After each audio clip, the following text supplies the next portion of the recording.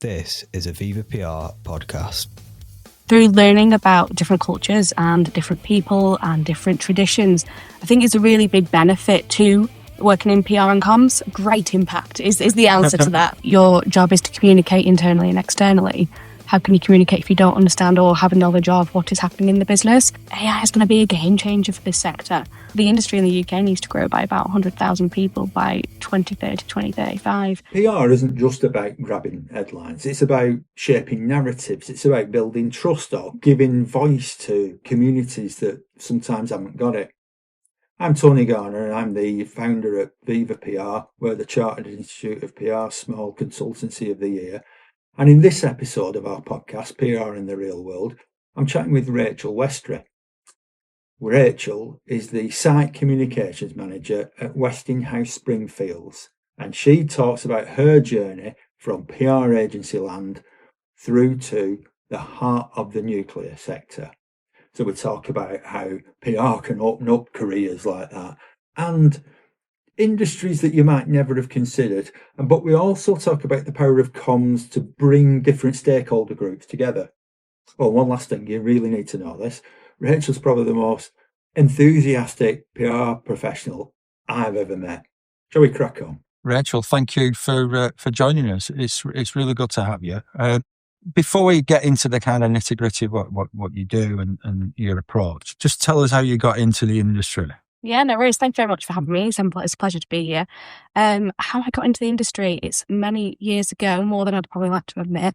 But I first got into my first soiree, so to speak, more formal, was I did a degree at Leeds Metropolitan University, as it was then, now Leeds Beckett University, in Public Relations and Spanish as a joint honours degree.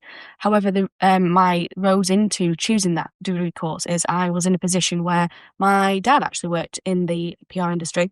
And I learned from a young age what PR is and all the exciting parts, and as well some of the negative parts. Kind of first-hand growing up, I got to see that initially, and then moved on to my degree where I actually got that formal training in PR, as I mentioned, joint honours with Spanish, so with the linguistic element as well, before joining the PR sector more widely afterwards.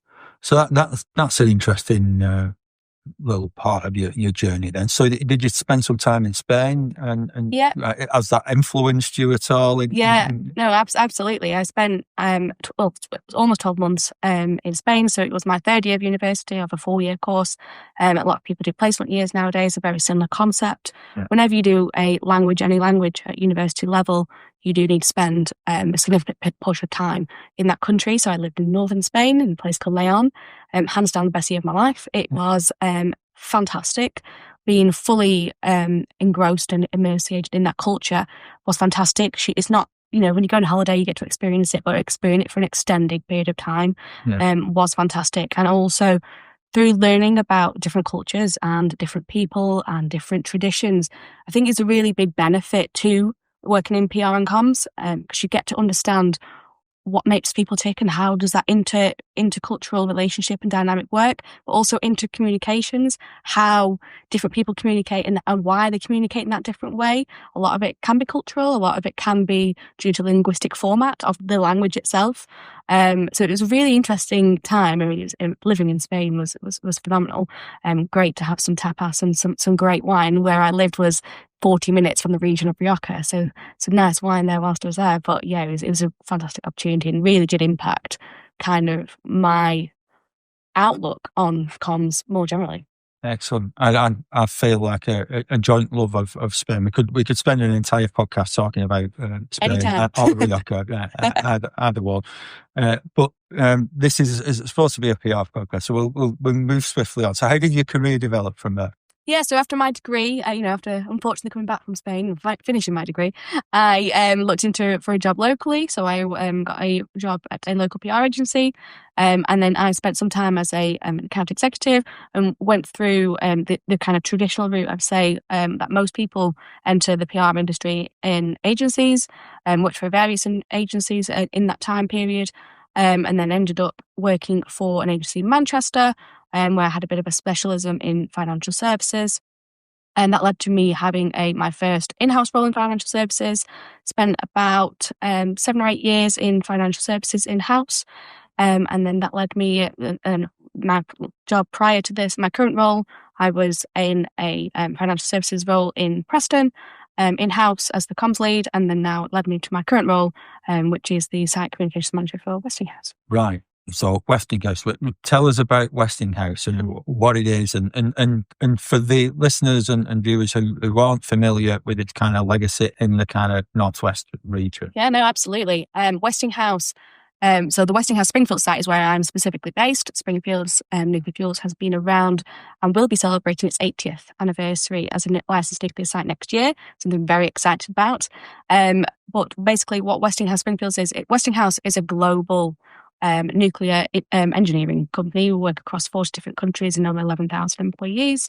And one of our sites is the Springfield sites. Springfields is one of 3 nuclear fuel manufacturing facilities under the Westinghouse umbrella. There is one at Springfields, one at Westray in Sweden, and one in South Carolina in the US. What Springfields does and those 3 sites is manufacture nuclear fuel. So when you have a nuclear reactor, given we're in the Northwest, if you think of Haitian power plant in the Northwest, they manufacture what Springfields does. It manufactures fuel that goes into civil nuclear power plants. Excellent. So a lot of people have passed through the doors, and you must have been familiar with it then as growing up. Does it feel like you've come home? Like, what was the attraction for you? There's a massive attraction. So I think if you live in the area, you've heard of the Springfield site. You know of the Springfield site. You're more than likely to know someone who works there. There's circa 1,000 people on the site at the moment. However, its peak is about 4,000. So there's a lot of people who may have family who previously worked there or currently work there. And it very is its own community in itself. It was fantastic when I joined. So I came from a non-nuclear background. I've been there 2 years.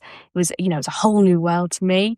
It's really interesting because from a comms perspective, my role is very relatable. I used to work on a site with 1,000 people. I currently work on a site with 1,000 people. It's a lot of government interface, a lot of stakeholder interaction, a lot of internal and external comms. So my role is very similar to transferable skills. But in terms of the sector itself, it's very different, and a huge welcoming community. I still say it to this day, and I say it on my first day, it was such a welcoming kind of onboarding process. Everybody is just so lovely and open and want to get to know you. And I think that's specifically about Springfield. It's been a very welcoming place, and it has its own kind of community feel and hub. But actually the wider nuclear sector as a whole, when I meet colleagues across the sector, it's such a friendly and welcoming sector. And I think if I especially compare that with my experience in financial services, which was a little different, it is such it's just so friendly. And I still, 2 years in, it's still something that always brings a smile to my face when I talk about it, is how friendly it is. Tell us a little bit about your role there then. What is the job and what impact are you looking to make? Great impact is the answer to that. Always a great impact. It wouldn't be a great comms person if I didn't say that. So I cover internal comms for the site. I'm part of firstly I'm part of the global communications and corporate affairs team. So working across that global team. My role specifically centres on the UK and more specifically Springfields as a whole. So I look after internal comms at Springfields as well as some elements of external comms, any industry events for the UK that we're very active in the industry with our industry partners such as the NIA, which is the Nuclear Industry Association, WIN, which is Women in Nuclear, as well as YGN, which is Young Generation Nuclear, supporting young people getting into the nuclear sector. So I have an active role with that. I also have an active role with our stakeholder groups, getting to know and making sure we are communicating on a regular basis to our stakeholders. That can range from local parish councillors, city level and borough councillors, regional councillors, and then on to national stakeholders that we may have as well, such as local MPs, and any interface we have with them and any associated government bodies. So really diverse, full comms role. Yeah, that's a huge broad range. So you can go from a morning meeting with the parish council to a global comms call with colleagues from 40 different nations, I guess. Yeah, very true. Yeah. Wow. So how do you cope with that? How do you keep all those different plates spinning? With a lot of planning and a lot of organisation, but I love it. I do truly love it, and I do think a lot of people that work in PR and comms do it for the love and the passion and the fact that they enjoy it. I also think it is very much a relationship management role and making connections, building relationships and continuing those. I think sometimes if you think about it, you're very isolated. You've got parish councils and then global meetings. They could seem to be very vastly different. People are people at the end of the day, and you build relationships with people and you get to understand and work with people. And then you learn, the best ways people like to be communicated to, and then work with that.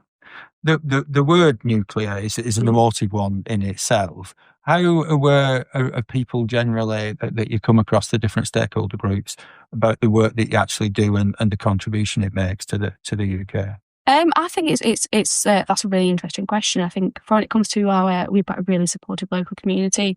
We've been there for nearly 80 years, so they're aware of us. They know all about us, and we have our stakeholder groups going on for 20 years now. So they're fairly knowledgeable about who we are and what we do. And again, with the stakeholders we engage with, which are our regional council, local council, they are very much aware and understand what we do.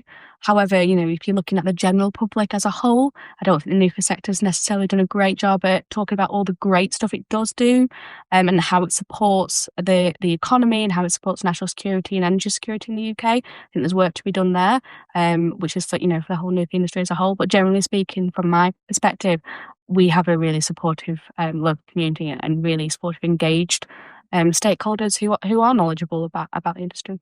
And what can you do to change things that where you see that there's an opportunity to kind of allay any misconceptions? I think opportunities like this and things like this itself, we're here to talk about comms, but, we're also talking about my role in nuclear and all the positive things that do come out of the sector.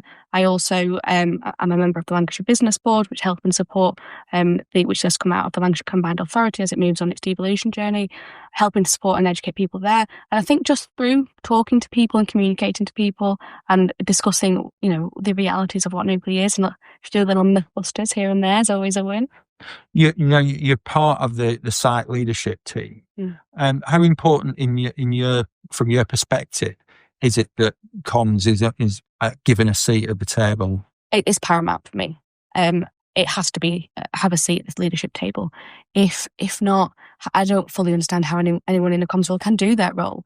Your job is to communicate internally and externally. How can you communicate if you don't understand or have a knowledge of what is happening in the business? How can you best advise? How can you create that comm strategy if you don't have a seat at that table where you understand what's the current state, what's that future plan, what's the growth plan? You need to understand that in order to create that strategy and to make the most effective use of comms in general, both internally and externally. And without that seat at that table, you're hearing that information second or third or fourth wind. You need to understand firsthand what is going on and get involved right at that strategic level.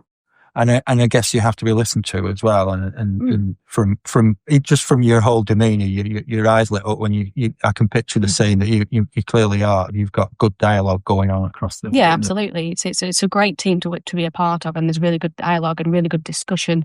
And I think it is one of those teams where everybody has an input and that opinion, and it's discussed, and it's a really important for the strategic direction moving forward that comms does have that role and that advisory position as well, and how best to communicate with its stakeholders. How much of your work is, and excuse the no pun intended here, but how much of it is proactive and how much of it is reactive? It's always a great question because the honest answer is it depends on the day. Yeah. But no, I'd probably say it's difficult to quantify it really. A lot is proactive. There's a lot of planning, a lot of organisation, looking at future scope. I mentioned the 80th anniversary and currently planning, how we celebrate that as a site. So there's a lot of advanced planning for that. But as the nature of comms and PR is, there's always reactive questions. There's always reactive comments. You've got to deal with that on the fly. That's part of the beauty of it. It's what keeps the days interesting. So you've got to manage that split. Right. And a similar kind of question around, you've mentioned internal comms, you've mentioned external comms, you've mentioned stakeholder engagement and so on. How, you've got so many different hats. What's the size of your team and the structure there, and how do you keep, on track on each of those? Yes. So I, as mentioned, part of the global team. I report into somebody, my boss who's Director of Government Affairs and Comms. He's in London. Supporting our government affairs work. I currently have a business administration apprentice that's working for me. She's been with me for almost 12 months as part of a 18-month business administration apprenticeship, which were in partnership with local colleges. But then also I had almost 2 months, which has flown by. I also have somebody who works for me in an internship position, which is a 12-month paid internship, supporting me. That is my full team, just me and a fantastic intern and an equally fantastic business administration apprentice who have become integral parts of my team. But I also think it's a really good way, I think, through apprenticeships, which the site has had for almost 70 years now. It shows the strength of growing young talent, and it's just fantastic. I always talk about the fact that the current site MD started as an apprenticeship and has worked his way up all the way through the ranks to become the MD. And there is so many stories at that site, which people starting at 16, 17, 18 and going all the way into senior leaders positions due to such a really vigorous and education that they receive from the site. And the opportunities that are there to kind of grow and evolve. I think getting young people involved getting people involved at a young age to understand the variety of career roles. Just because you might start as a business administration apprentice as an example, or a craft apprentice as an example, you might end up working in commercial, you might end up working in procurement, or you might be an engineer or a nuclear engineer. The roles within the sector are so vast and so diverse. It's a really interesting sector to be a part of. So once you get your foot in the door at that kind of early stage, the world's your oyster, as it were. I don't want to say that exactly, but yeah, absolutely. I mean, the nuclear industry is growing globally, and the nuclear industry in the UK is growing. There's something. I mean, I'll get the stats and I'll feedback properly, but the industry in the UK needs to grow by about 100,000 people by 2030, 2035. There is huge growth in that sector, and opportunities, which means great opportunities for young people. And I think working with apprentices and interns and local schools to encourage STEM subjects is a really important role that we as a nuclear industry, we need to play a part in, especially, these roles are growing and the sector's growing, and getting young people in early, and potentially it's still an industry where it's potentially a career for life. Yeah. We have people on site that it's one of my favourite things when I meet new people. How long have you been here? How long have you worked here? And it's regularly 40 years, 38 years, 35 years, 28 years. And it's just, wow. It's so at 2 years, you're just a baby. I'm a baby. I'm an absolute baby. When I also never forget, I was about a month into my role, and I met somebody new, and I said, "Oh, how long have you been here?" And they said, "Oh, I'm new." And, "Oh, me too. I'm new too." "And how long have you been here?" And said, 7 years. I was like, "Oh, okay, a little bit different. I've been here a month." Oh, excellent. You mentioned women in nuclear and initiatives like that.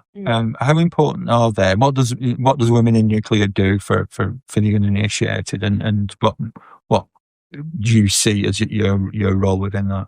I think they're really important. So there's Women in Nuclear and Young Generation Nuclear, which are two fantastic organisations, and both operate on a national basis, but on a global basis as well.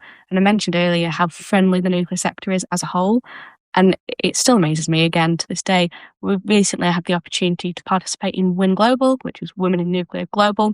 It's a global conference that rotates every year, and it was actually in London back in July. And next year it will be in South Korea. So it very much is a global conference. I had the opportunity to go with 30 Westinghouse employees, which was fantastic.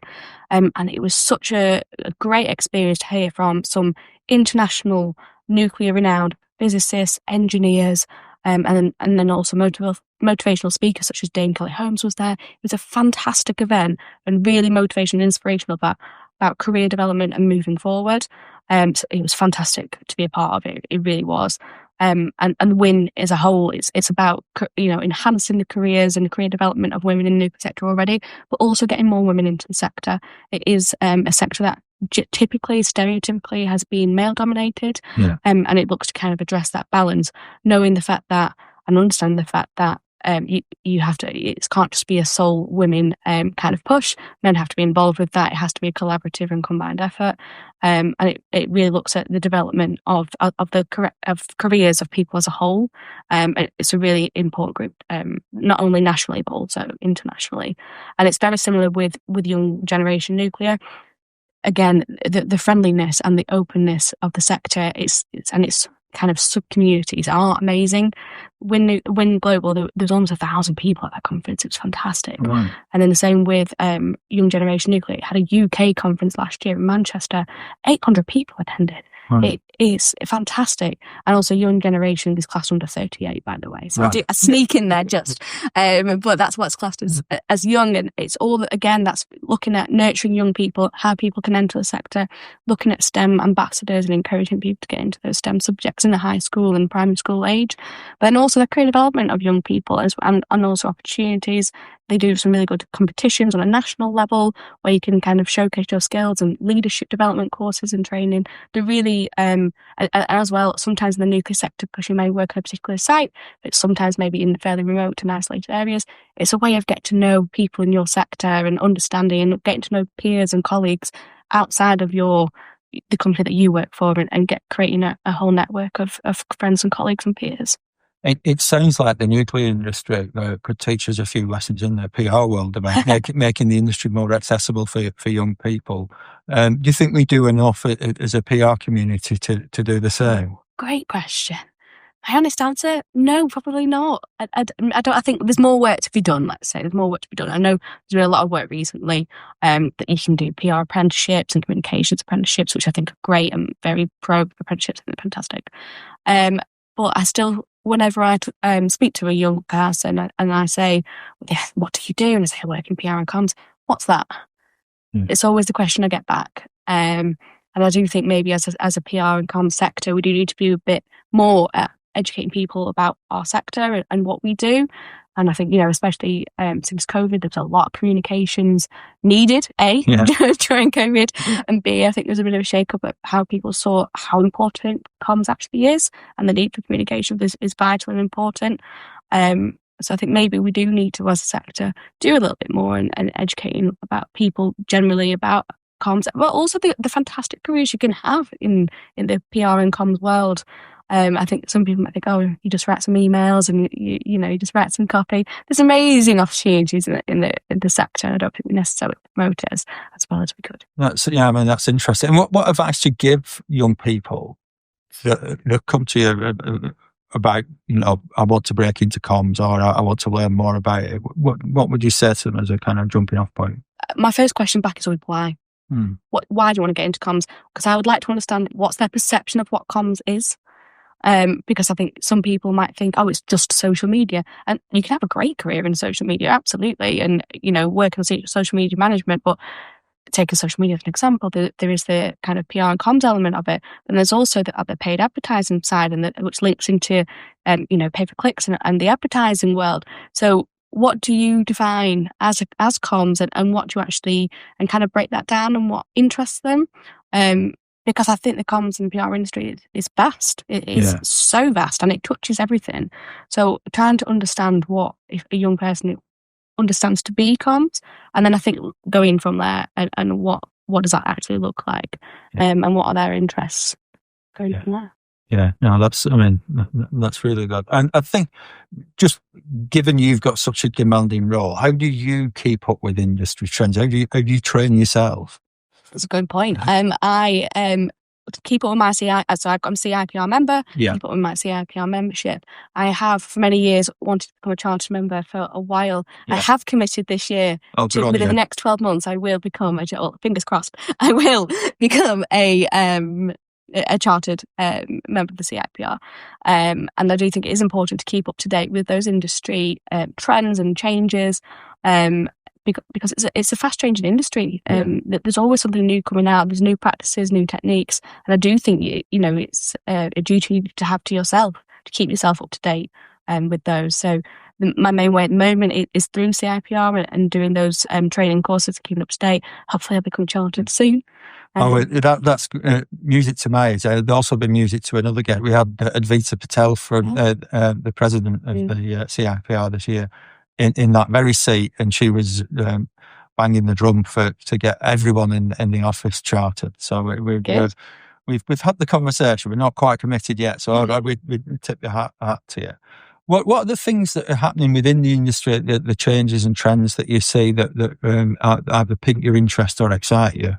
Ooh, great question. I think I think, as I mentioned, I think COVID was a game changer, I think, for the PR and comms world. I think sometimes certain industries, certain sectors kind of was like, oh yeah, that's the fluffy stuff. It's the nice to have. It's, but then they realised how vital it is and how vital and important it is to running your business and for your employees' well-being, as well as your strategic direction as a business. Comms is a vital component in all of that. And I do think COVID was a game changer for that shift. And then I think building on that, and especially following COVID as well, the nature of people working from home more, the world is becoming ever more digital, but it probably accelerated that a bit more. So there's always new ways of maximising and new trends. It's even more digital as ever, but also AI. AI is going to be a game changer for this sector. I'm not entirely sure how it's it's still relatively new. I play around with a Copilot a little bit, and it's going to be a huge game changer for how it is. But I think we have to be very careful as a sector with the ethics and the responsibility role that we play, without becoming too reliant on AI. There is a human factor and a human element in what we do, and we have to remember that, rather than just a robot kind of dictating and spitting out words to us.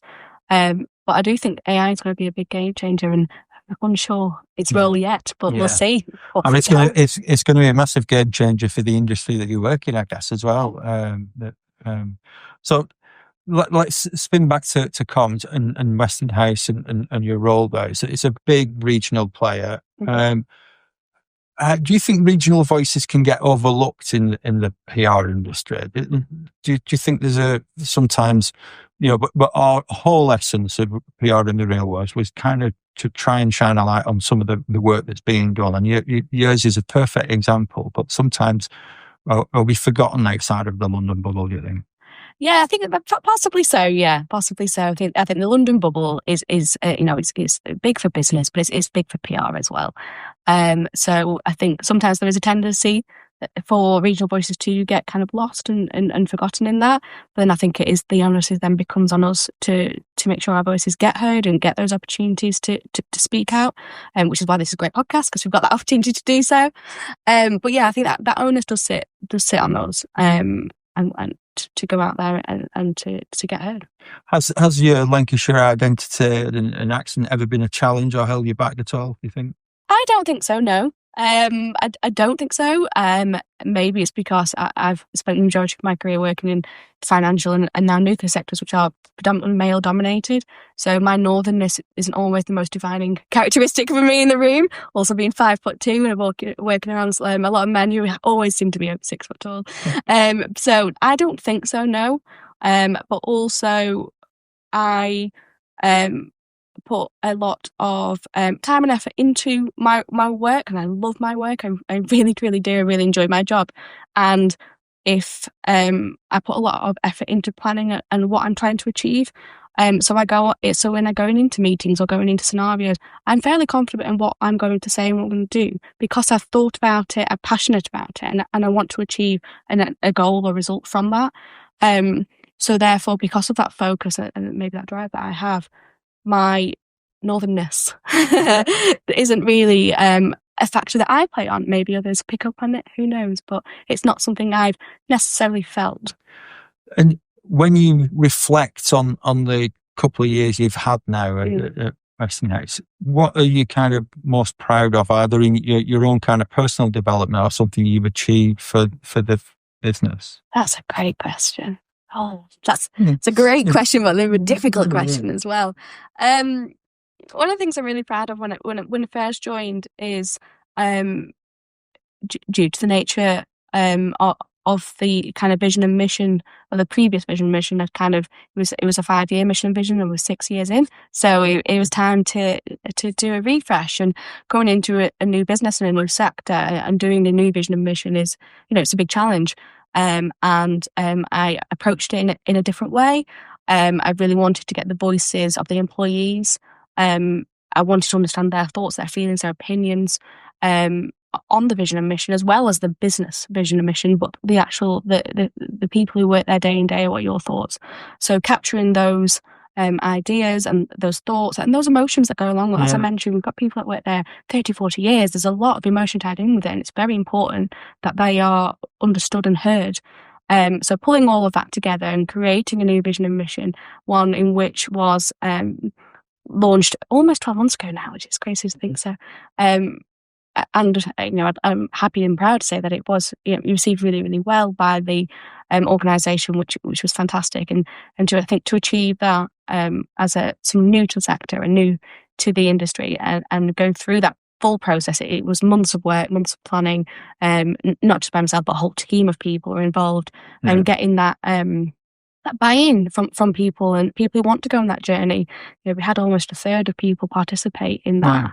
So it really was really great to get that collaborative approach and those connections with people to make, because I think it's very important when you're rolling out a vision and mission or any comms plan strategy, that you've got that buy-in and that interface with people, that they actually think, yes, that's it, let's do this together. It sounds like a project that brought you closer and developed your own understanding of the business better, because you were allowed to kind of, you gave yourself permission to speak to a lot of different people and hear a lot of opinions and voices and so on. Yeah, absolutely. I haven't actually looked at it from that perspective, but I totally agree. Yes, I think because I was able to go and speak to so many people, and it was great to speak to so many people and get those thoughts and those ideas. But as you said, the different areas of the business and the different challenges and the stress points, and really trying to understand and get to grips with that. It was probably a really quick way of doing it, actually, in hindsight. So yeah, it's great to do. And it sounds good. I mean, we've worked with another Lancashire organisation of a similar ilk with many thousand employees who often have worked there for many years. And we did a project where we were doing some video work, and spontaneously they started kissing the badge on the polo shirts. But it sounds like there's a similar kind of ethos at your place as well. That, not necessarily asking people to do that, but they feel that passionately about it. There's a huge amount of passion, and loyalty, and like I said, a lot of people have grown up there. They started as teenagers, and they've gone through life-changing experiences, not only in terms of their career development, but they may, whilst working there, they may have met their partner, they may have got married, they may have had children, and they've celebrated with their colleagues and their co-workers. These are these massively important milestones in their lives, and they've kind of gone through that journey. So it is a key important part, and an emotional tie as well. So you didn't just join a business, you joined a family. Yeah, I joined a family, I've joined a family and a community. Excellent. Well, as we wrap up, what when you look to the future, what excites you about your role at Westinghouse, and what are you looking to achieve in the future? Endless excitement. I hate to sound like a broken record, but I just really do enjoy my job. I really do love it, and there's so many exciting things. The nuclear sector globally and in the UK is growing, and working a part of a growth sector is always an exciting part. There's new opportunities. There's also a lot of new challenges as well. But that's all learning opportunities, and I think striving to learn new things. There's a stereotype of learning something new every day. That's what keeps you coming back, and a new challenge and something new to learn and be a part of. And then also the 80th anniversary, being part of the history and the legacy. It's a really exciting time. Again, that little chapter will give you another opportunity to get under the skin and look at the heritage side of things as well in a deeper way, I guess. Yeah, absolutely. And as part of my learning, as part of the project, learning loads of new things, and it's fantastic, and all the different roles that used to be around, and then they might have diversified, and how it first started, and all of the intricacies of how it's evolved, and seeing it evolve is I think as a comms person, especially, like when you see the original logo and how it's evolved over time, and you get to see that all of that kind of historical data and documents projects, it's really fascinating to see that. So when you think back to when you were kind of inspired by your father's career in the PR world, has it lived up to the kind of yeah, absolutely. Lived up to it, maybe exceeded it. Who knows? Well, thank you, Rachel. That's been a brilliant chat. Thank you for your time, and thanks for popping over to our studios here in Rosendale. No, thank you very much for having me. Thanks for listening to PR in the Real World. If you've enjoyed this episode, we'd love it if you could subscribe to the podcast and leave us a quick review. Your support really helps spread the word and reach more marketing and PR professionals just like you. And don't forget to share this podcast with your colleagues or anyone who'd benefit from the insights we share. Thanks again, and we'll see you next time for more tips, strategies and real-world stories from the PR frontlines.